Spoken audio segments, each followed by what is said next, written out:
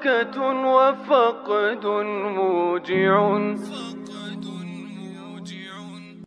Yang jauh dari nilai-nilai akhlak Rasulullah SAW, bahkan yang mengaku keturunannya mulutnya kotor, caci maki sana sini. Saya mengatakan satu orang Habib yang bodoh lebih mulia daripada 70 kiai orang Jawa. Itu kan ngomong nggak benar itu. Kita tidak usah ikutan orang asal ribut, asal nyinyir. Orang boleh berdiskusi tentang pendapat yang berbeda-beda satu sama lain, tapi sebagai organisasi, sebagai gerakan, mari kita jalankan fungsi untuk membantu memastikan sampainya maslahat. Ketika sejarah leluhurnya dibelokkan, ketika ulama-ulamanya direndahkan, ketika sorbannya kiai lebih rendah daripada sendalnya habaib yang ahli maksiat, dia diam saja, maka dia harus malu mengaku sebagai penerus ajaran-ajaran Mbah Hasyim Asy'ari. Seolah Kiai Haji Miftahul Ahyar itu betul-betul mendapatkan mandat bahwa beliau lah benteng untuk melindungi kaum Ba'alawi. Meskipun jutaan umat menyaksikan betapa oknum-oknum Ba'alawi itu banyak merusak akidah, membuat bingung umat, memprovokasi mengajak perang dalam damai, merusak sejarah, bahkan organisasi NU yang dia pimpin sendiri dibelokkan sejarahnya. Loh, kalau namanya menolak ya ada orang, tapi nolaknya itu bener apa bohong-bohongan? Nolaknya itu nolak yang batil karena godob-godoban, karena benci-bencian, karena tidak berdasar ilmu, ya itu banyak. Memang yang suka begini ini biasanya Wahabi. Habib walaupun zina, walaupun minum arak, pasti masuk surga. Walhasil mereka ini menganggap diri mereka super. Kiai-kiai Jawa yang bukan Habib di bawah mereka. Ini bertentangan dengan Quran dan bertentangan dengan Rasulullah sendiri. Inna akramakum indallahi atqakum. Yang mulia di mata Allah adalah yang paling bertakwa. Tidak pandang turunan siapa. Apalagi kalau masalah nasab itu sebetulnya yang sudah masyhur dalam fikih-fikih kita itu cukup istifad syuhra wal istifadah. Kalau tokoh-tokoh masyarakat sudah masyhur di situ. Tanpa sadar justru Kiai Miftahul Ahyar ini telah memicu perpecahan di tubuh NU itu sendiri dan juga umat Islam. Kenapa? Karena dengan ngototnya beliau membela Mbak Alawi dan menyebarkan framing buruk terhadap para pejuang, ini otomatis umat Islam jadi terbelah, organisasi anggotanya juga jadi terbelah. Maka ini sudah bagus-bagus malah mau dipisah, mau dipecah. Kita ya curiga, jangan-jangan di belakangnya ada jeragani yang memang mau utak-atik ini biar pecah kita. Isa Ar-Rumi punya anak Ahmad. Ahmad hijrah dari Madinah ke Yaman, Hadramaut. Ahmad punya anak banyak.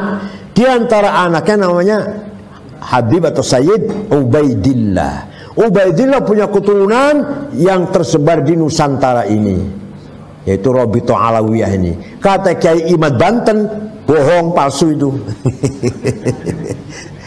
Karena Imam Ahmad Al-Muhajir tidak pernah punya anak namanya Ubaidillah. Nih kita buktinya, nggak ada. No. Jadi Habib yang ada di Indonesia semuanya palsu katanya. Imam Ubaidillah yang sekarang difitnah sebagai sebuah sosok yang tidak pernah ada. Yang ada Abdullah. Ubaidillah adalah fiktif. Karena tawaduknya tidak mau disebut Abdullah, tidak mau, karena padahal orangnya al-alim, al-bari, masya Allah. Ya. Tapi sekarang jadi bulan-bulanan di Indonesia ini. Silakan dijawab tapi ilmiah. Silakan Imad dijawab tapi ilmiah, jangan marah-marah, jangan. Ayo ilmiah, tunjukkan kalau Habib kita ini betul, benar. Tunjukkan kebenarannya dengan data fakta.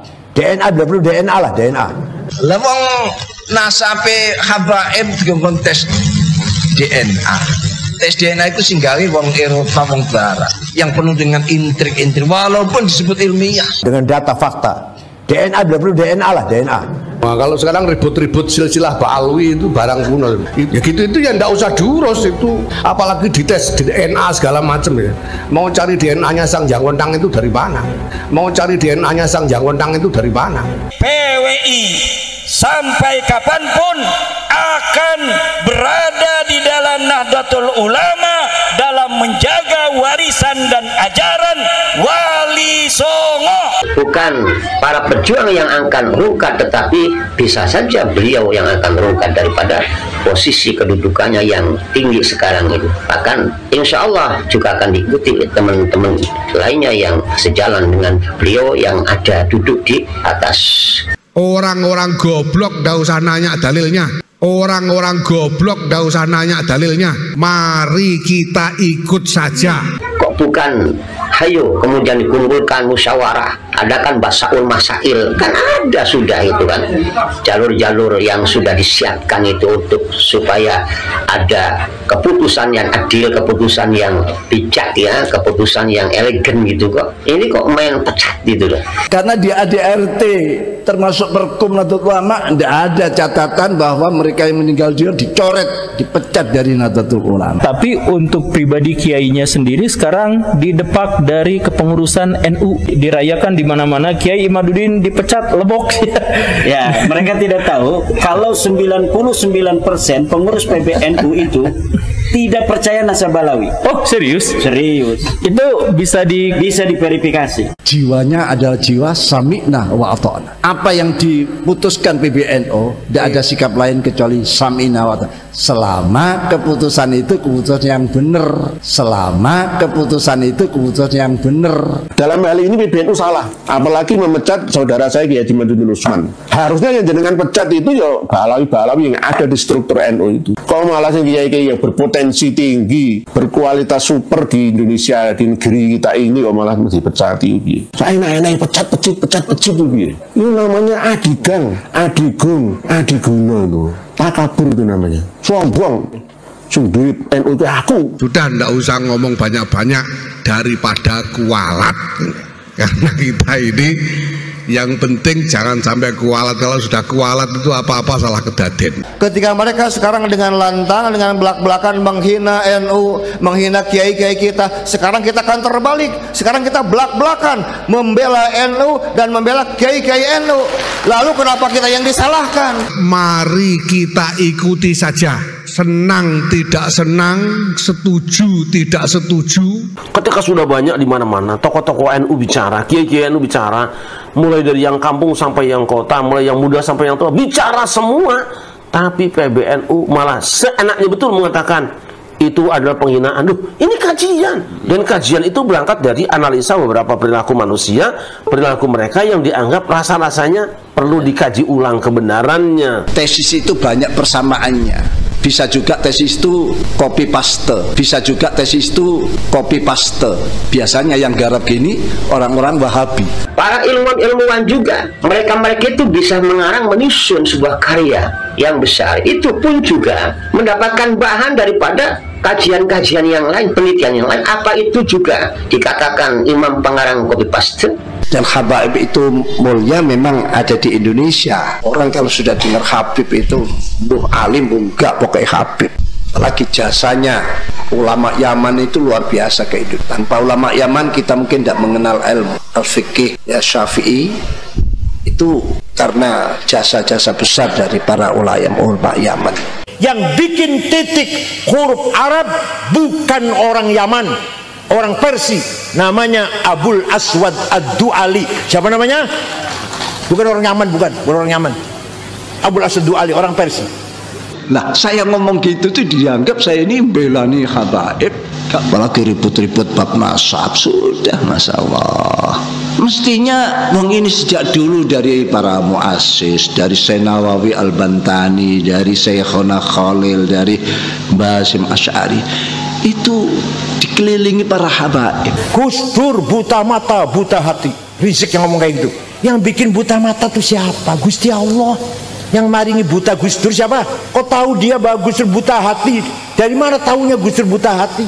Waktu Gus Dur di rumah sakit baru operasi saraf, tiba-tiba Gus Dur ngendikan, mengko aku bakal jadi presiden. Masih Pak Harto ini, kita semua kaget. Tuh Gus Dur tuh, mana buta hatinya, mana buta hatinya. Memang matanya buta, tapi hatinya mana tuh? Kalau ada yang ngotot, kira-kira ada apa di belakang ini? Sampai mengorbankan hal-hal yang sangat berharga. Saya tahu ini nggak akan didengarkan, tapi tahukah kalian semua, ini suara hampir semua warga NU hari ini.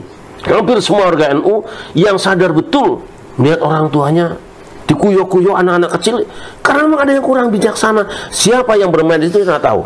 Kalau saya sih tidak ada masalah, sampean kritik, bahkan sampean bully, sampean apa, tidak ada masalah. Sampean suruh turun dari oleh Islam, sekarang saya turun. Kalian bukan berarti akan mendapat kemuliaan sebagai seorang alim alama, tetapi apa yang dipremingkan, dinarasikan oleh panjangan-panjangan itu sebagai buah daripada kejahilan dan kejumudan, artinya pamer kebutuhannya sendiri. Orang mau nggak terima, mau protes, mau ini nggak peduli bahwa ini. Kalau nggak mau, silakan ganti saya. Ya, maka kemarin ada yang ngomong MLB, sayangnya kalau yang ngomong pengangguran. Kalau yang ngomong lebih bermutu begitu ya saya perhatikan beneran. Mungkin bukan saya saja ini orang kampung yang akan berbicara, tapi insya Allah ribuan yang mungkin memendam kekecewaan terhadap kepemimpinan panjenengan yang akan berbicara. Bukan berarti kami tidak punya adab, tetapi kalian mengajari kami untuk menyimpang daripada etika atau keadaban yang semestinya. Sudah tegas bahwa Ba'alawi Habib dudu putune Nabi, haplo grupe G, sejarah laka, kitab nasabe putus. Masya Allah, ngeri saya mendengar, memperhatikan statement yang disampaikan oleh Ro'esam Kiai Haji Miftahul Ahyar. Sampai-sampai saking memandang buruknya para pejuang Trah Wali Songo oleh Kiai Miftahul Ahyar, bahkan menghimbau kepada umat untuk waspada, menuduh bahwa golongan pejuang atau kalangan pejuang Trah Wali Songo ini sebagai orang-orang yang akan memecah belah, orang-orang yang akan merusak, orang-orang yang akan mengabulkan, orang-orang yang bikin kisruh dan lain-lain sebagainya, yang berpaham Wahabilah, Syiah, pesanan lah, tukang fitnah lah. Masya Allah, ngeri. Disadari atau tidak, seolah Kiai Haji Miftahul Ahyar itu betul-betul mendapatkan mandat yang kokoh, pesanan seolah-olah bahwa beliau lah benteng untuk melindungi kaum Ba'alawi, meskipun jutaan umat menyaksikan betapa oknum-oknum Ba'alawi itu banyak merusak akidah, membuat bingung umat, memprovokasi mengajak perang dalam damai, merusak sejarah, bahkan organisasi NU yang dia pimpin sendiri dibelokkan sejarahnya oleh oknum Habib. Umat yang dibawa kisruh bukan karena kemunculannya para pejuang Trah Wali Songo, Kiai Haji Imaduddin atau Kiai Ihya Nur, bukan karena itu, tapi karena ulah para Ba'alawi. Awal daripada kisruh itu kan bukan dari kami, ya, bukan dari kiai-kiai pribumi, tetapi karena ulah mereka yang sembarangan menghina, mencaci, memprovokasi. Ulama NU banyak yang hina, banyak yang dihina. Ulama-ulama kampung, kiai kampung banyak yang dilecehkan, yang diremehkan, yang dikrocok-krocokkan. Menambah rukun iman yang mewajibkan iman kepada Habib yang tidak percaya kafir,